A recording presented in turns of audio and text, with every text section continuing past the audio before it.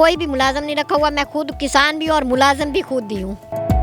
आज आपकी मुलाकात पाकिस्तान में रहने वाली कामयाब किसान लड़की के साथ करवाने जा रहा हूँ, जिन्होंने खेती बाड़ी में इतनी मेहनत की है कि बड़े बड़े किसानों को पीछे छोड़ दिया। मेरा एक शौक़ है और ये शौक़ इस तरह से है कि मेरे अब्बू किसान थे और हम अब्बू को कॉपी करते हैं कि हमारी ये खुशकिस्मती है कि मैं एक किसान की बेटी हूँ और ख़ुद भी किसान हूँ ना।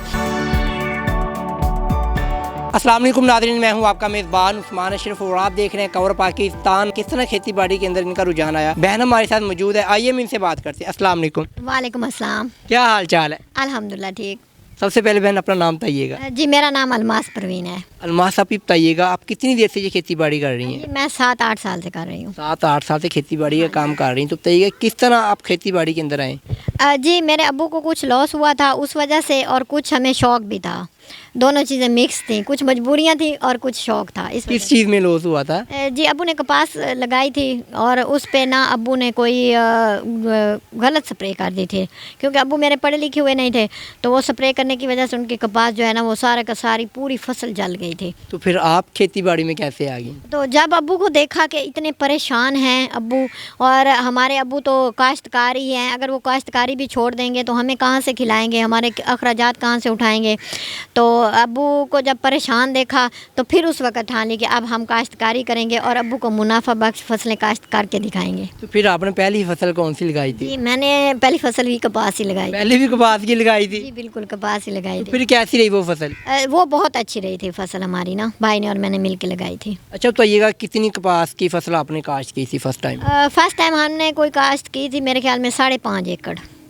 अच्छा देखा जाए तो बाकी आम किसानों की निस्बत जो अलमास परवीन की फसल है वो बहुत अच्छी होती है, क्या वजह है ये? जी उसकी वजह यह है, एक तो मैं ज़मीन का इंतखाब करती हूँ, उसके बाद बीज का इंतखाब, अच्छी ज़मीन का इंतखाब करती हूँ। अच्छी ज़मीन से मुराद है कि आप पहले ज़मीन का टेस्ट करवाएं और उसके मुताबिक जो बीज सूटेबल हैं उनका इंतखाब करें, लेज़र लेवलिंग करवाएं और केमिकल से हट कर कुदरती चीज़ों को अपनाएं।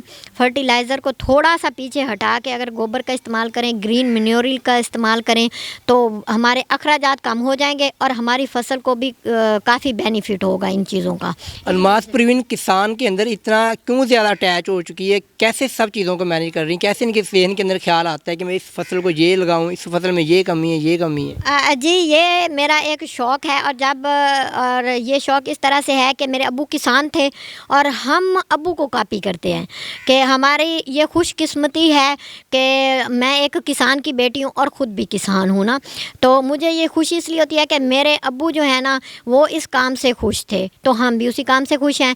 तो ये मैं इंटरेक्ट ऐसे हूँ कि जब भी मैं अपनी फसल, कोई भी फसल हो, कपास हो, गन्ना हो, कोई भी फसल हो, उसमें मैं जब भी जाके एक साइड पे खड़ी होती हूँ तो वो पौधे जो है ना उनको देख के मुझे पता चल जाता है कि इनको इस चीज़ की ज़रूरत है या इनको पानी की ज़रूरत है या किस चीज़ की कमी है। ये समझ लें एक आम ज़बान के वो पौधे हमें बोल के बता रहे होते हैं कि मुझे इस चीज़ की ज़रूरत होती है, सिर्फ उनकी ज़बान को सीखने और पढ़ने की ज़रूरत होती है। ये सारा कुछ कहाँ से सीखा आपने? जी ये मैंने रीड पाकिस्तान से सीखा था। रीड पाकिस्तान क्या है?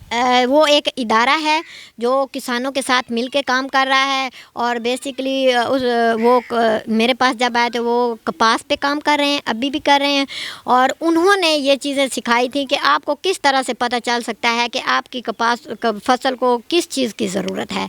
आपकी ज़मीन कितनी है? जी 23 एकड़। क्या क्या काश्त की है आपने? जी उसमें थोड़ी थोड़ी सारी फसलें काश्त की हैं, राया, गंदम, मकई और कपास और गन्ना, थोड़ी तिल वगैरह, सारी थोड़ी थोड़ी फसलें काश्त करते हैं हम लोग। आपकी कामयाबी को किसी ने सराहा भी है कि नहीं, सिर्फ आप काम ही कर रही हैं? जी नहीं, बिल्कुल घर वाले तो सराहते ही हैं और इसके अलावा रीड पाकिस्तान ने भी मुझे सराहा और मुझे इंटरनेशनल लेवल पे ले जाके उन्होंने मतलब किसानों की नुमाइंदगी भी करवाई। बेटर काटन की कॉन्फ्रेंस में उन्होंने मुझे वहाँ जाकर बिठाया और स्टेज पर बैठ के मैंने वहाँ बाकी भी बहुत सारे ममालिक थे उनको बताया कि पाकिस्तान का जो किसान है वो कैसा है और वो अपना काम किस तरह से करता है और उसकी फसल जो है वो बेहतरीन कैसे होती है। कौन से मुल्क में गए थे? जी मैं चाइना में गई थी बेटर काटन को। चाइना में? तो बताइए आपकी तालीम कितनी है? जी मैंने एफए किया हुआ है। जब चाइना गई तो कैसा खुद को फील किया? मैं तो एक किसान की बेटी हूँ और मैं इस वक्त चाइना में बैठी हूँ, क्या ज़हन के अंदर आ रहा था? हाँ जी, उस वक़्त तो ये समझ लें कि मेरे लिए वो सबसे अहम दिन था कि मैं एक छोटे किसान की बेटी थी और बहुत मामूली पढ़ी हुई थी और इतने बड़े-बड़े वहाँ लोग थे, इतने पढ़े लिखे हुए लोग थे वहाँ पर सारे, ये समझ लें कि पीएचडी से ऊपर ही थे, पता नहीं कितनी-कितनी डिग्री याफ्ता थे और वहाँ पर बहुत बड़े-बड़े लोगों में बैठना और बात करना या स्टेज पे जाकर खुद किसानों की नुमाइंदगी करना, मैं समझती हूँ मेरी ज़िंदगी का सबसे खुश तरीन लम्हे वही थे जब मैं चाइना में बैठी हुई थी। क्या आपको लगता है कि वो फसल में जिसके अंदर आपको घाटा हुआ था वो आप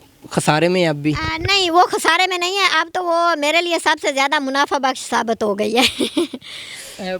किन किन मुश्किलात का सामना करना पड़ता है? जी, मुश्किलात देखें खेती बाड़ी में तो काफ़ी सारी मुश्किलात हैं। कभी रेट ठीक नहीं मिलता ज़िमींदार को, कभी डीज़ल हाई हो जाता है, कभी बिल इतने ज़्यादा आ जाते हैं और मुश्किलात तो काफ़ी हैं अगर हम गिनवाएँ तो। अगर हम उनको हैंडल करना सीख जाएँ या हम उनको हैंडल कर सकते हो तो कर लें, तो मैं समझती हूँ कि फिर कोई भी मुश्किल चीज़ नहीं है। कितने मुलाजिम रखे हैं आपने? मैंने कोई भी मुलाज़िम नहीं रखा हुआ, मैं खुद किसान भी हूँ और मुलाज़िम भी खुद ही हूँ।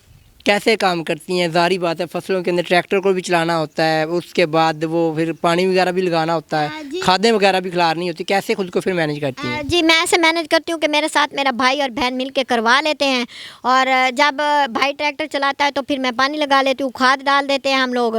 तो इस तरह अपनी फैमिली के साथ ही मिल-जुल के मैं काम करती हूँ, मैंने कोई मुलाज़िम नहीं रखा हुआ और बड़े अच्छे तरीके से हैंडल कर लेती हूँ क्योंकि वो एक मिसाल है कि जिसका काम उसी को साझो और ये हमारा काम है, इसमें हम एक्सपर्ट हैं, इसमें हमें कोई दिक्कत नहीं होती। लास्ट के अंदर हमारे किसान भाइयों के लिए क्या मैसेज देना चाहेंगे? जी, मैं किसान भाइयों को यही मैसेज देना चाहूँगी कि जो आजकल हालात आ गए हैं तो थोड़ा सा अपनी काश्तकारी को मेंटेन करें और ज़मीन के तज्ज़िया करवा के उसके मुताबिक फसलें लगाएं, उसके मुताबिक उसको खादें डालें और उससे हट के लेज़र लेवलिंग एक बहुत अच्छा इवेंट है, अगर वो करवाएं तो पानी की बचत हो सकती है और साथ में ही अगर आप सब्ज़ियां काश्त करें तो आपकी डेली की इनकम जो है वो आ सकती है।